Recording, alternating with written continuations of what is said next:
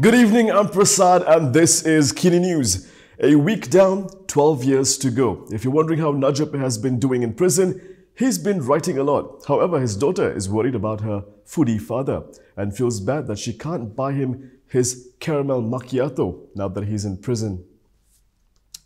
After a week in prison, Najib Abdul Razak today revealed he has been using most of his time behind bars writing down his thoughts. In a short message delivered through his daughter, Nooryana Najwa, Najib said it was the only way he could get his message across now. He said many had been asking how he has been doing. Najib said so far he is fine, still in good health and calm. The former Prime Minister explained that he had the opportunity to meet his lawyers and family members according to the allowed visiting time. He said he will be handing his written views to his lawyers or family members to be shared with the public. He said though his writing might be delayed for a bit, this is the best he could do for now. Najib's message was posted on his official Facebook account this afternoon. It has since attracted thousands of comments from his supporters. Najib was sent to the Kajang prison on August 23rd to start his 12-year jail sentence after the federal court upheld his criminal convictions linked to SRC International. Meanwhile, writing on Instagram today, his daughter said she felt bad even ordering Starbucks because she wouldn't be able to buy her father his favorite caramel macchiato. She also said he was worried what Najib would be served in prison as he is a big foodie. Meanwhile, Umno cannot wait to have Najib out of prison. This is why they've begun collecting signatures for a petition to make their case for a royal pardon. Umno will start collecting signatures for the party's petition to the Yang di-Pertuan Agong to pardon Najib Abdul Razak. Najib is currently serving his 12-year sentence for failing to appeal against his conviction for abuse of power, criminal breach of trust and money laundering. Umno Chief Sarani Muhammad said the party branches in the state will be instructed to collect signatures during the annual general meetings, which will be held soon. Sarani said many party members sympathize with Najib and are hoping the Agong will grant a pardon. Speaking to reporters in Ipoh on Sunday, he said surely the palace wants to see how many people are seeking a pardon. During a special meeting among party division leaders, Umno President Zaid Hamidi urged all Umno members to support the pardon petition. A petition for a pardon can be filed by anyone and there are no limits to the number of petitions that can be filed. So far, Najib's defense team and family have not indicated that they will be filing one. Remember Z Ibrahim, who briefly represented Najib in the SRC appeal before being discharged? He and his partners now want an apology from the bar chief. Veteran lawyer Z Ibrahim and his two partners are demanding a full retraction and apology from Malaysian Bar President Karen Chia. This was being sought through a letter of demand over the bar's media statement regarding the lawyer's conduct during the federal court hearing of Najib Abdul Razak's SRC appeal. Zaid, as well as lawyers Liu Thek Huat and Ruben Mathiavarnam, claimed that the press release was a grave and serious libel. The lawyers would commence legal action against Chia if there is no retraction and apology by September 2nd. They claimed that the August 19th media statement falsely and maliciously contained statements regarding their conduct during the federal court hearing.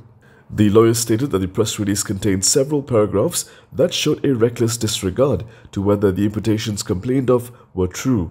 They alleged that the paragraph suggested that the lawyers had deliberately acted unprofessionally and that their conduct was designed to pervert the course of justice. The trio complained that a statement suggested they were unprofessional, incompetent and ignorant of the professional rules of practice and etiquette. The legal letter also seeks for the Malaysian Bar President to give an undertaking not to repeat these statements concerning the lawyers as well as for compensation involving reasonable costs and expenses. Malaysia Kini is awaiting a response from the council as well as Chia over the matter.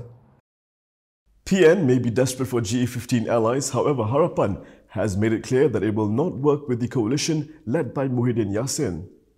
PKR Deputy President Rafizi Ramli has ruled out any possibility of Pakatan Harapan tying up with Perikatan Nasional. Rafizi said history has shown that ad hoc pacts with the sole intention of denying BN a victory were not viable. Speaking to reporters in Paroi Negeri Sembilan yesterday, he said Harapan have been victims of this strategy before. Yesterday, PN chairperson Muhyiddin Yassin told reporters that his coalition did not rule out working with parties or coalitions outside their own. In 2020, Muhyiddin's party Bersatu withdrew from Harapan to form a new government coalition.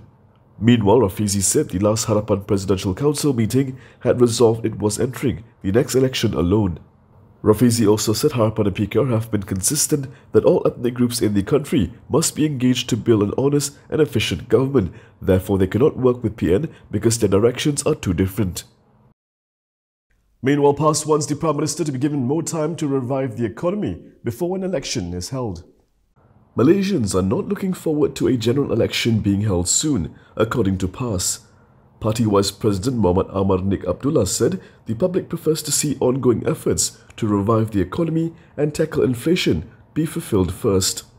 Speaking to reporters in Kota Baru, Kelantan yesterday, he added that the Prime Minister should be given time to solve these issues. According to Astro Awani, he also said it would not be necessary to hold elections at a time when the people are burdened. Muhammad Amar was referring to renewed attempts by multiple Umno leaders to pressure Prime Minister Ismail Sabri Yaakob into holding snap elections soon. The current parliament term expires on July 16th next year.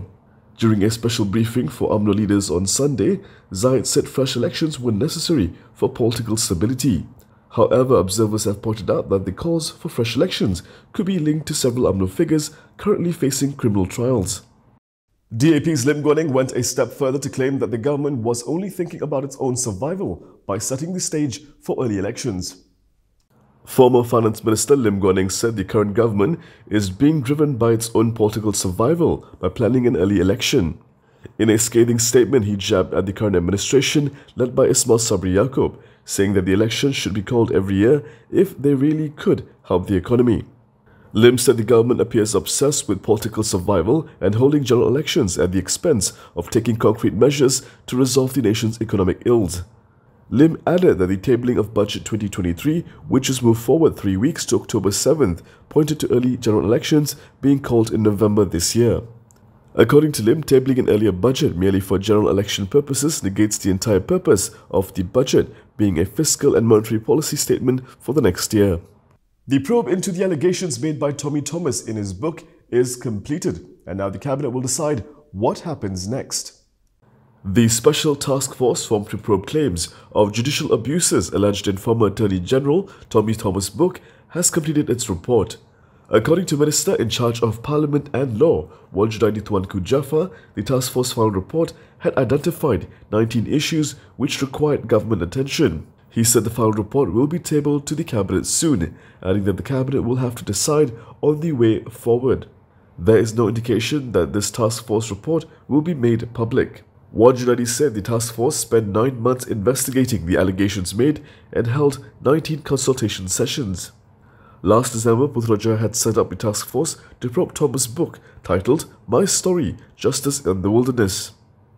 And that is all from me today. For more stories, you can go to KiniTV.com. You can also follow us on Instagram, Twitter, YouTube and Facebook for the latest news updates.